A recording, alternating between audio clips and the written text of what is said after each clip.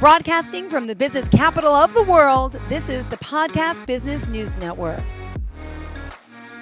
We are back with Paula Howell, our educational counselor from Howell Academics based out of Vancouver. She's joining us live today more to talk about all she's doing to help families and children get into those schools. And with her education degrees, she has so much experience to help you all and to really help our children basically on their educational journey is what it comes down to. So first and foremost, welcome back. How are you doing today?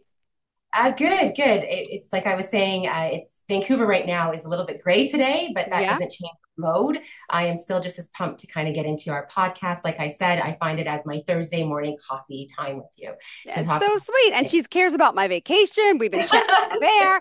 You are so kind. Thank you so much. Yeah, the kids and I just got back from Turks and Caicos. We had a great time. And it gives you that sense of, rejuvenation. It feels good for sure. Yeah, definitely sitting in envy over here, but then glad that we had a few seconds to talk briefly before we went live. That the idea of doing their work in a tropical paradise, you managed to kind of do with success. So I'm giving you lots of credit for that because, thinking about our topic today about the idea of mindset and how we foster that, really segues into what I wanted to talk about today. Yeah, well, let's begin. First and foremost, how do we contact you? You can contact me through Paula Howell at howellacademics.com, or you can call me direct on 778-628-0204, or also our website, www.howellacademics.com. Awesome. And now you're probably feeling overwhelmed out there. This is admissions time, right? It's busy. Yes, it is. Yes, it is. It's very busy. And with that busyness comes with also just the kind of idea of how do we move through life's busyness, right? Yeah. And we focus on that. And what I wanted to talk about today was the idea of how we view success and how we measure success and the different levels of that. So There's true. there's a study, I guess, that has been kind of popularized, and I've been reading a little bit more Oh, about it. And it's from the psychologist Carol Dweck. I believe I'm saying that correctly. okay. Never heard of her Um, till today. I want to hear. I'm not formally myself either, so but I've been doing a lot of research on the idea of the growth mindset. And I guess the focus is about how children view setbacks and those as opportunities for growth and fostering resilience. But I can tell you, as an adult, as I'm driving into work today, and I was thinking about this whole growth mindset, and I was focusing on wanting to know how your trip went and how your success went with your kids. I'll give you a little bit of a story. So last night, was it last night? Last night, uh, coming home, it was a full on day at work, full on day. And I had two needs. The only need was to ensure that my daughter, who used up all her allowance to buy this Barbie Mecca pack on Marketplace, which is like a Facebook store, Yeah. Mm-hmm. uh, which was an abundant amount of things, that she finishes playing with that by 7:30. She has a bath.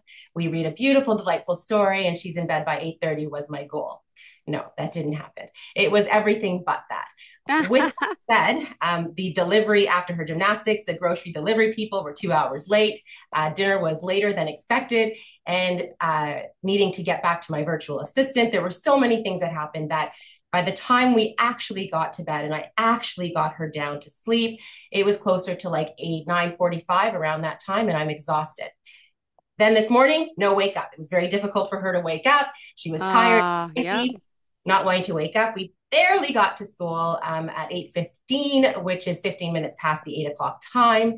And all I did when I drove to work as the sun was slowly rising was just saying to myself, I know I'm on point.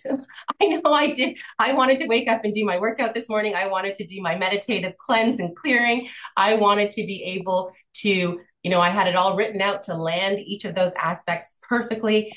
And my growth mindset was at the bottom. I was Yeah. thinking to myself, as an individual, as an adult, if I were independent, I would be striving at this. But as an adult who is a parent and now focusing on doing this part myself, I am finding that it's very difficult to foster the idea of a growth mindset. So it brought me full circle back. If I, as an adult, with all of my experiences, still Yeah. find it difficult with a growth mindset, how do we kind of prove to our children that a growth mindset is possible. So that was my question today, because it took a lot for me to get out of Ah, that frame. So I'm curious your thoughts on that. well, growth mindset. Well, first of all, the kids, getting the kids to bed is like, oh my God. You said 8:45? 8:45 was was We my got to goal. Yeah. bed at 10:45 last night. I know how it is. But it's little stages, right? We have as parents, we got to try our best every night, but we also know we're going to be defeated and we're going to have some letdowns. But nothing's perfect. So I feel like, and you're a single parent too, right?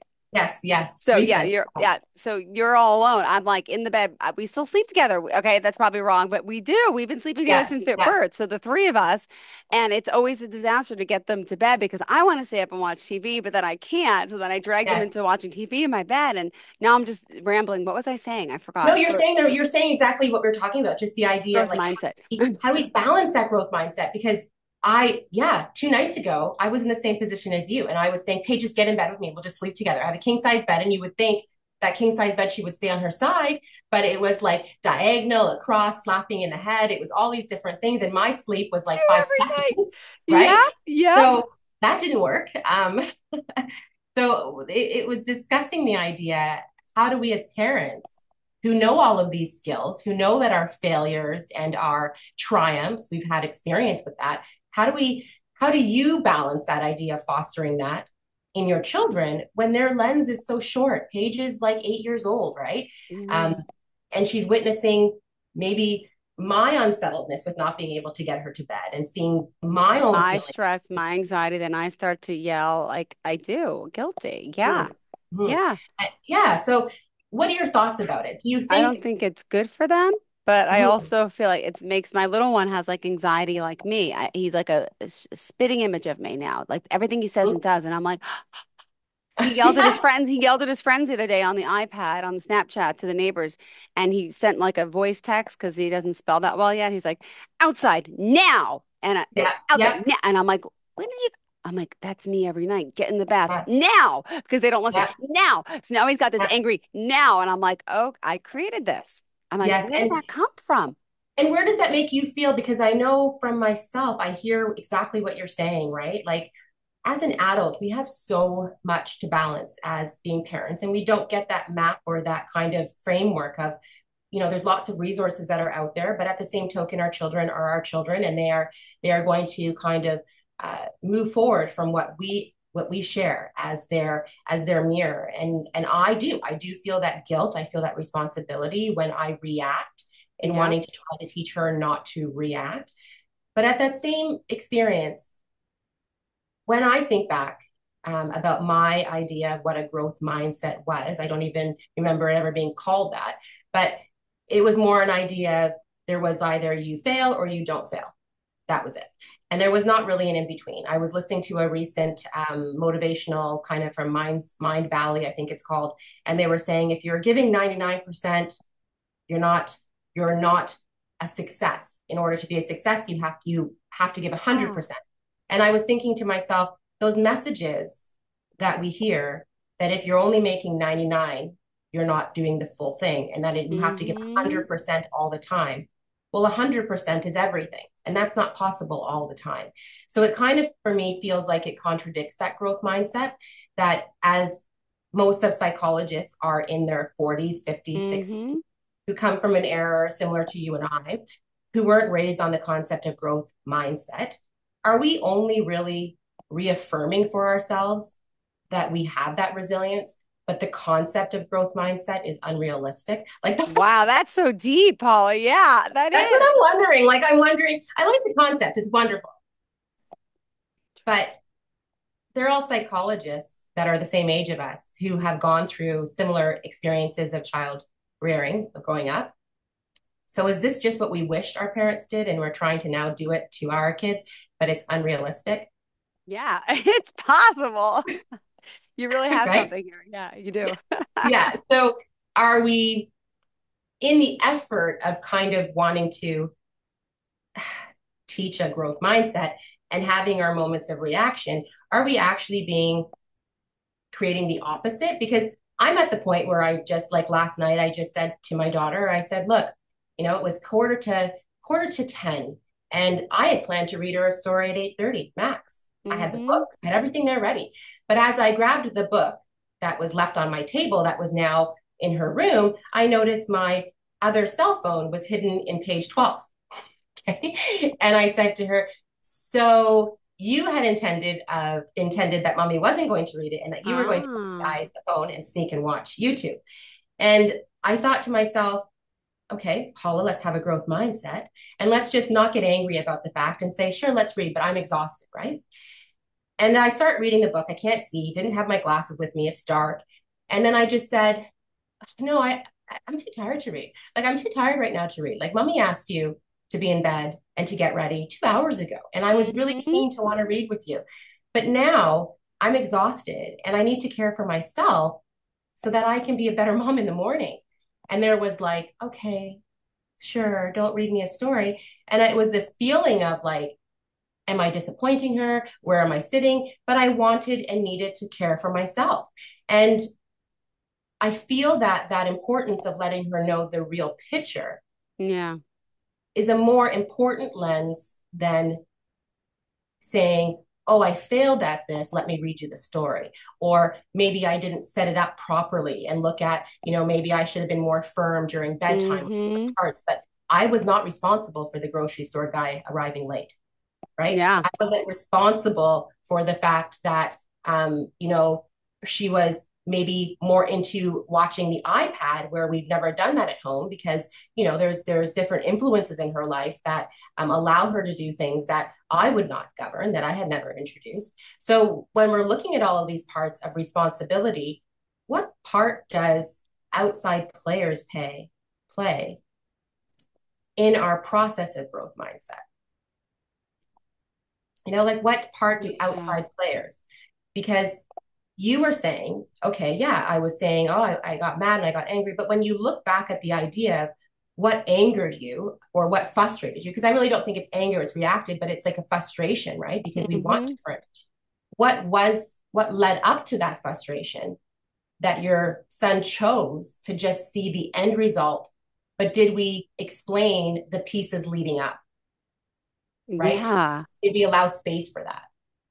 Yeah. Which I Mm-hmm. don't. I just feel so guilty feel guilty all the time as a parent, right? Mm-hmm. Because Guilt.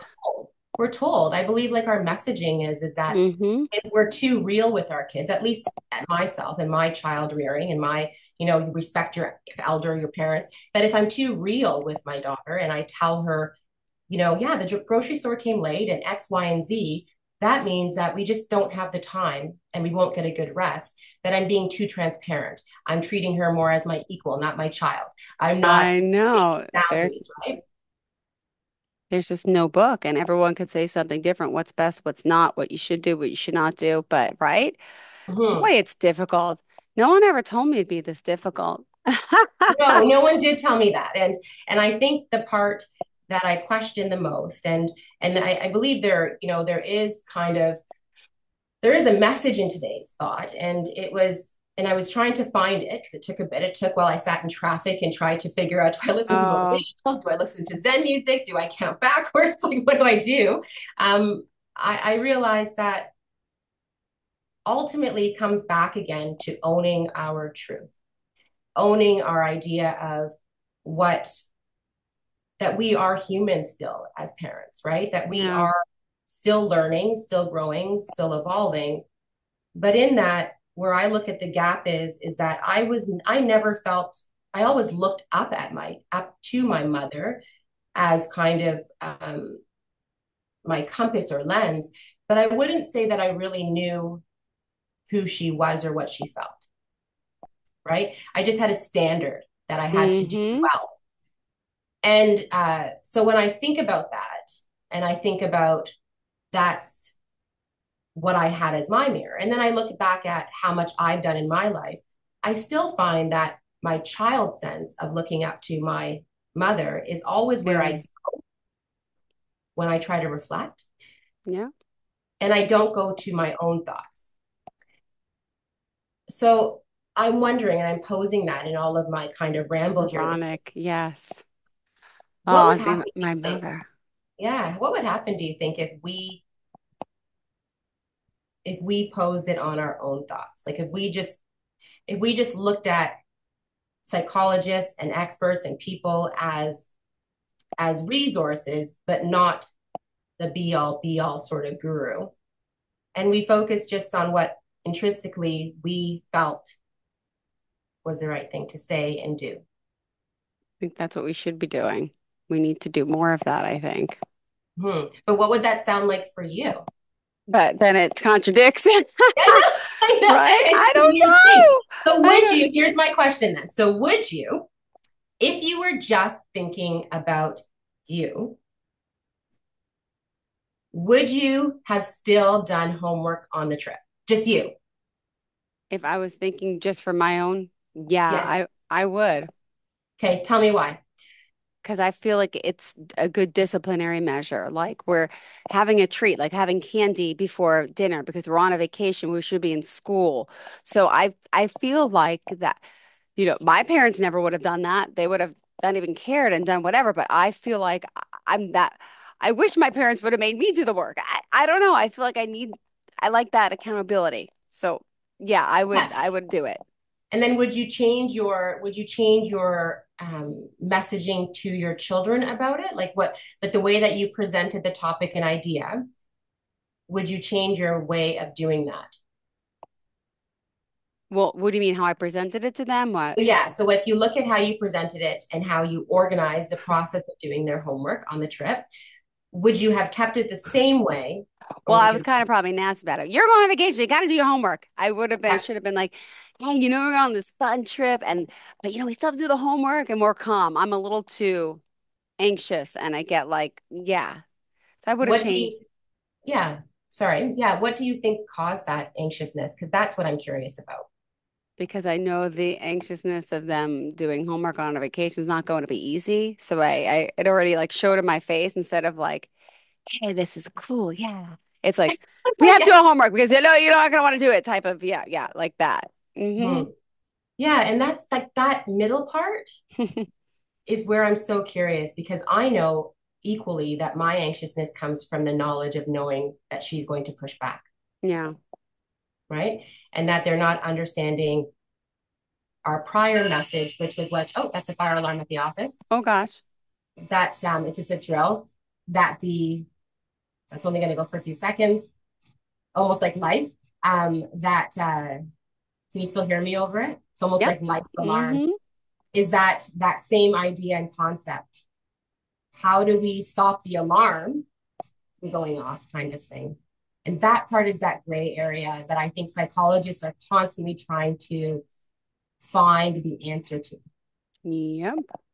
I think Mm. we are today. I wonder if we can figure that out. If we could, we'd be geniuses. We'd be, I know we'd be kind of on the focus of being yeah. able to kind of break the code, so to speak. I was looking at uh, that's only going to go for a few seconds, but it was Okay. talking about the idea of with raising concerns about mental health in children and adolescents, that they're looking at the approach of social emotional learning. So looking at how we integrate social emotional learning in terms of communication with Mm-hmm. and children development. And I think that circles back to that same idea, the idea of how are our children learning how to communicate to us versus just being like, no. Yeah. But when we look at the brain, they feel that children in research, that children don't have the ability to formally comprehend all concept of emotional regulation at the level we're asking them to do at the ages they are. Right? So are we asking ourselves to regulate more? So should the theory be more around how we regulate ourselves? Right? Yeah. And then when I think Wow. about our teachers that teach our children that have impact over them over 8 hours a day, 6 to 8 hours a day, they too then are responsible for that process so that it leans better in for us. Mm-hmm. So how do we measure that? Gosh, then I wish I Right? could change the teacher. I can't change Yeah. everything. You got to deal with Yeah. the ones. My son was so upset. We got the mean teacher. We got the mean teacher. I'm like, ah.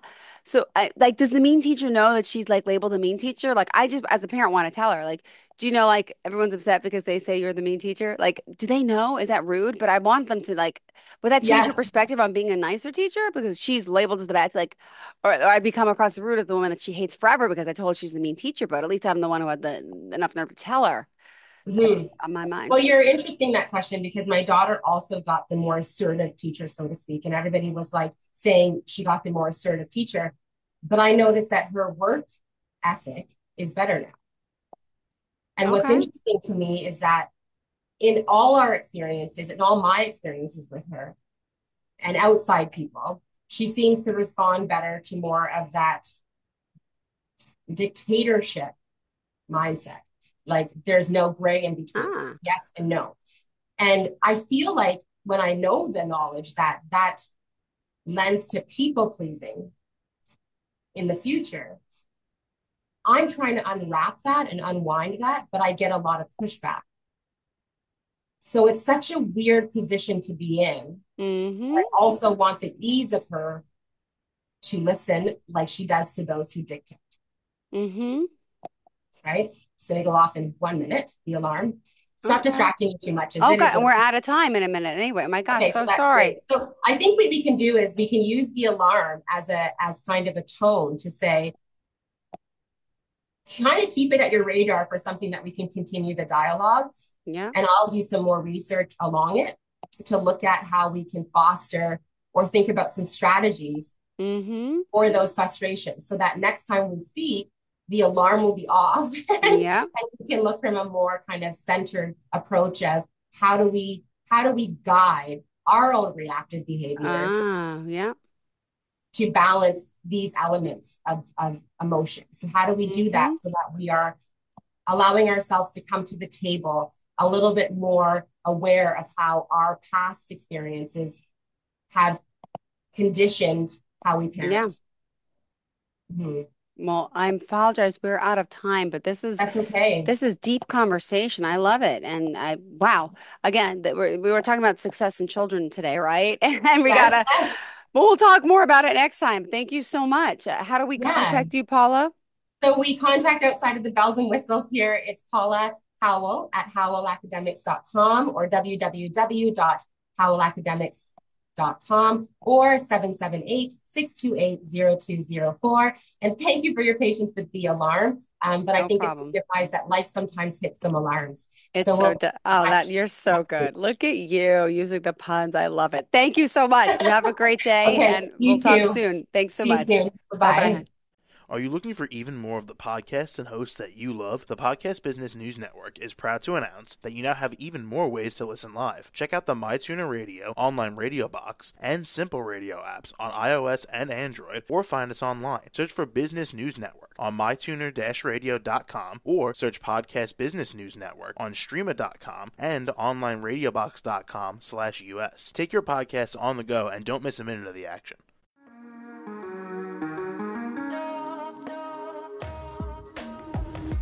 Broadcasting from the business capital of the world, this is the Podcast Business News Network. For nearly 2,000 severely injured veterans, everyday life has become filled with barriers. Day-to-day simple tasks can become pretty daunting. I have to carry my chair up 2 flights of steps or have somebody do it for me. What scares me the most is just the falling. When I'm struggling with my house, I think, to have that one great barrier just knocked down, I mean, it's crucial. Home for Our Troops is a wonderful nonprofit that builds a Mortgage-free, fully adaptive, handicap-accessible house. And there's no catch. It'll be our very first home that we've ever owned. This is a game changer. This is where your life begins again. We need you to join us in completing this important mission. Please visit hfotusa.org and help build homes and rebuild lives. Because of you, everything's going to be okay.